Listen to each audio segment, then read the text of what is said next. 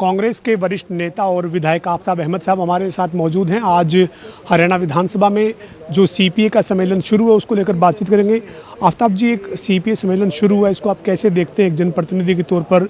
जो ये आज चर्चा शुरुआत हुई है, 3 दिन चलने वाली है। सर, मैं समझता हूँ कि हरियाणा और हरियाणा की विधानसभा और अध्यक्ष इस बात के बधाई के पात्र हैं कि सीपीए नॉर्थ जोन की होस्ट करने का मौका जो है वो हरियाणा प्रदेश को मिला।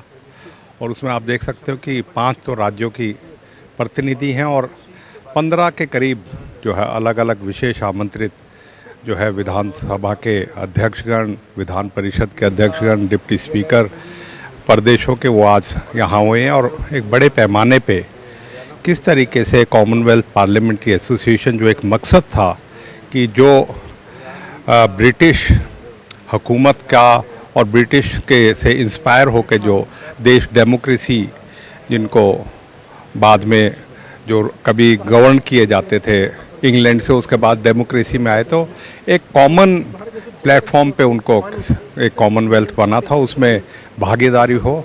आज इसमें स्पीकर महोदय आए लोकसभा के। मैं समझता हूँ कि प्रजातंत्र और लोकतंत्र को और किस तरीके से भारत एक बहुत बड़ा लोकतंत्र है और उसे किस तरीके से मजबूत सशक्त किया जाए, किस तरीके से पारदर्शिता से, और जो मकसद था संविधान का और जिस तरीके से सीपीए आज बनी हुई है उसके अनुरूप किस तरीके से भविष्य की चुनौतियों को और उन चीज़ों को हम अपने लोकतंत्र में कैसे कर सकते हैं।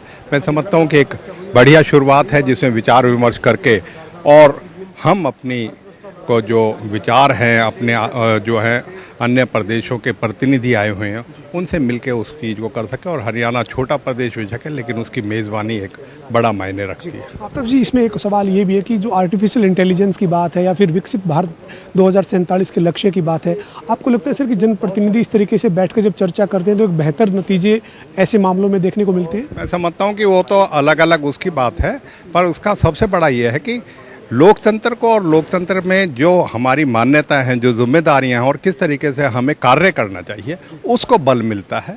आने वाली चुनौतियां तो जो हैं उसके हिसाब से हमें करना ही पड़ेगा। और ये कोई लक्ष्य ये नहीं 2047 तक, तो ये तो इमर्जिंग चैलेंजेस हैं, चुनौतियां हैं जो आगे चलती रहेंगी और उस चीज़ से हमें 2-4 होते रहना पड़ेगा, लेकिन अपने आप को किस तरीके से तैयार कर सके और संविधान को और कॉमनवेल्थ की जो उद्देश्य हैं उनको किस तरीके से लेके मजबूत लोकतंत्र, प्रजातंत्र और अपनी आवाज़ को और अपनी जिम्मेवारियों को किस तरीके से निर्वाह कर सके। हमारे साथ आफ्ताब अहमद साहब थे जो कह रहे हैं कि सीपीए सम्मेलन की मेज़बानी हरियाणा को मिली है। इसके लिए स्पीकर और डिप्टी स्पीकर को जहां बधाई दी, वहीं उनका यही कहना है कि इस तरीके के कार्यक्रम से आज जो वो एक जनप्रतिनिधि को बहुत कुछ सीखने के अवसर जो वो मिलते हैं और जो लोकतंत्र में क्या भूमिका एक सदस्य की होनी चाहिए, ऐसे तमाम विषयों पर मंथन जो है वो ऐसे कार्यक्रमों में किया जाता है।